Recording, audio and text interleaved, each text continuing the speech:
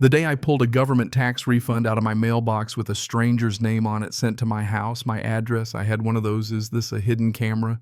show moments, you know? But when the letters kept coming, each one stamped with those official federal seals and one of them with a check for over 18 grand made out to somebody I'd never met, well, that's when my curiosity turned to ice-cold anger. Because whoever thought it was a good idea to use my address for their little scam didn't realize who they were messing with. See, I'm not just some random homeowner, I am the IRS, or at least I work there, and Karen, well, she had no clue she'd just committed fraud against a federal agent in his own home. Yeah, that happened. It all started quietly, the way most disasters do. A couple envelopes here, a weird flyer there, nothing you'd blink twice at until that first padded mailer arrived heavy as a brick. I live in one of those sleepy neighborhoods where the wildest thing that happens is a raccoon getting into the compost. So when a letter showed up addressed to K-Boss NH Wellness Consulting, I actually laughed. Thought it was junk, maybe some spammy credit card pitch to a fake business. But the envelope had the real IRS logo on it, not one of those cheap knockoffs either. And if you work investigations for the IRS, you learn quick to sniff out fraud like a bloodhound. Something about that envelope didn't sit right. My address, but not my name. And the signature, Karen Hensley. Didn't know her personally, but the name rang a bell, the annoying kind. I checked the HOA portal.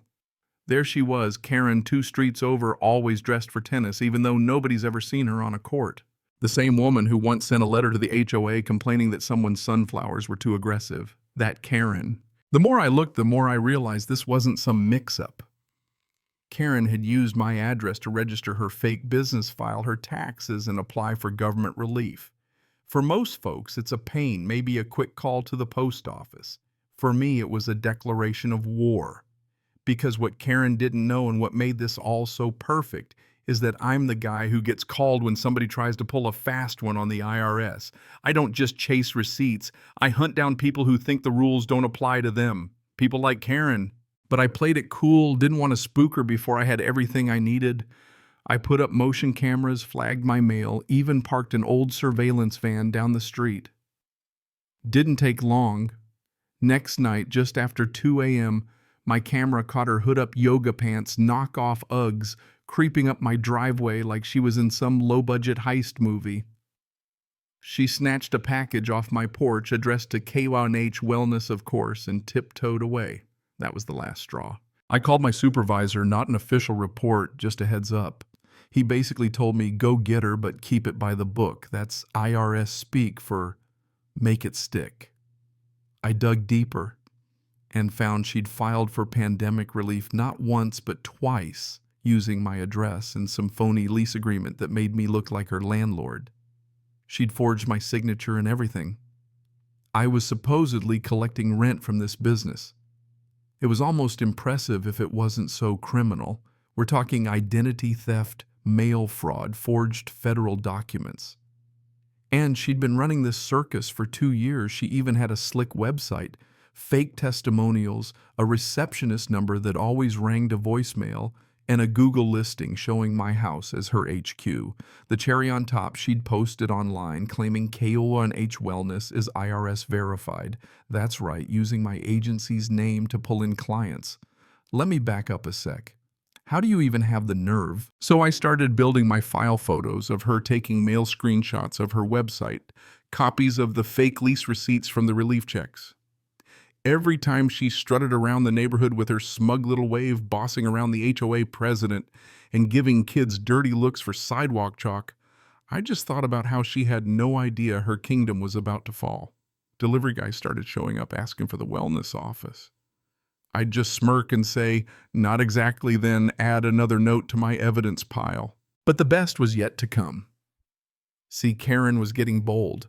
Not just late-night porch runs, but midday pickups, oversized boxes of aromatherapy equipment delivered to my house big enough to need a dolly.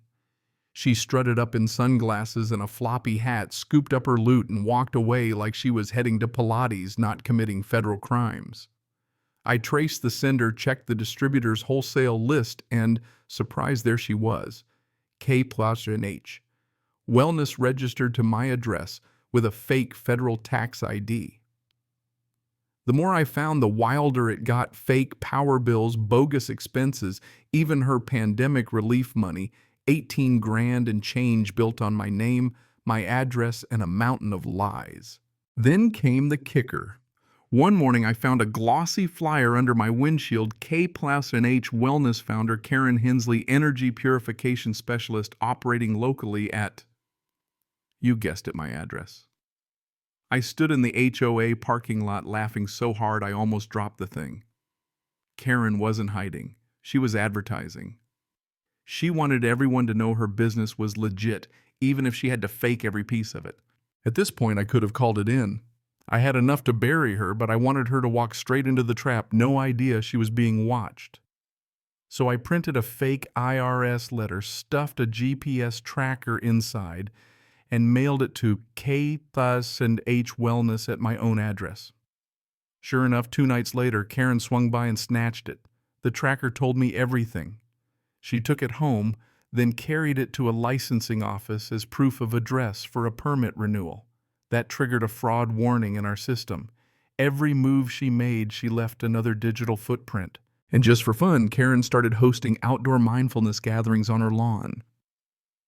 Folding chairs, a bubble machine, the whole 9 yards. She told the neighbors it was for mental clarity, but it looked more like a weird cult meeting than anything else. One teenager showed up for the free soda. An old man thought it was an AA group. Most neighbors just shook their heads. Karen didn't care. She handed out flyers, smiled like she ran the block, but under the surface you could tell she was starting to sweat. And then she made her big move. Knocked on my door in broad daylight, no hat, no sunglasses, just a smile. Said she'd heard her business mail might have ended up here. She offered to compensate me for any inconvenience, her way of saying, "Help me make this go away, and I'll make it worth your while." I thanked her, shut the door, and wrote everything down, the time, her words, her face. She'd just tried to bribe an IRS agent. That right there is how you end up as the subject of a cautionary tale at federal training seminars. Now I had everything. Photos, video, GPS logs, website captures, fake documents, and that pink sticky note she left with her number, which, by the way, matched 5 energy cleansing ads, all pointing to my address. I bundled it all up and handed it to my supervisor. He read through it, didn't say a word until the end, then just smiled and said, "Approved." The official investigation launched that afternoon. She was flagged for audit, the state fraud division joined in, and her day of reckoning was set. The best part? She had no clue. Still waving at neighbors, still pretending she was wellness royalty while the trap was closing in. The next morning, a government sedan rolled up to her house. 2 IRS agents stepped out, and a third from the state fraud office joined them.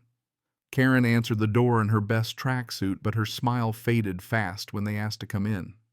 She tried to explain stalling, blaming an imaginary assistant for the address mix-up, but the agents laid out the evidence, scanned IRS letter screenshots, everything. And just to twist the knife, the HOA president showed up clipboard in hand because Karen had put my address on HOA sponsorship forms too. She was trapped, caught by the government, exposed to the neighbors, and humiliated right in her own living room. They left her there, pale, shaking, clutching a pile of paperwork while the block buzzed with gossip. By noon, the group chat lit up.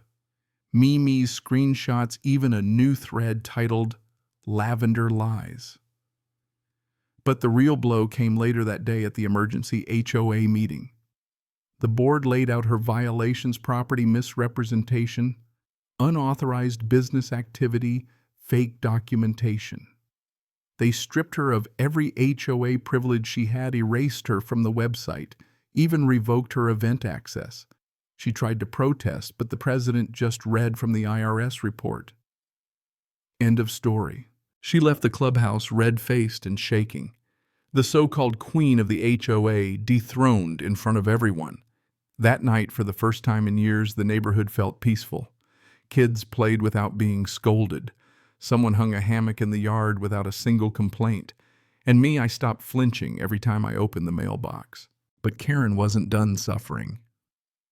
The next day, a cease and desist order went up on her door, Department of Business Regulation, pending investigation. Her website disappeared. Her social media exploded with comments calling her out. Someone's video of the audit inspection went semi-viral on a local forum, and Karen, who once ruled the block with an iron fist and a scented candle, became the punchline of her own joke. So here's the thing, maybe there's a moral buried in all this. Maybe it's don't steal mail from the IRS guy, or maybe it's that karma comes wrapped in a plain white envelope. Or maybe, just maybe, the worst punishment isn't court or fines. It's losing your fake kingdom in front of the neighbors you tried to rule. But, hey, what do you think? Was justice served, or did it go too far? Have you ever seen someone try to scam a whole neighborhood and get caught in the most epic way possible? Drop your thoughts below. I'll be reading every single one.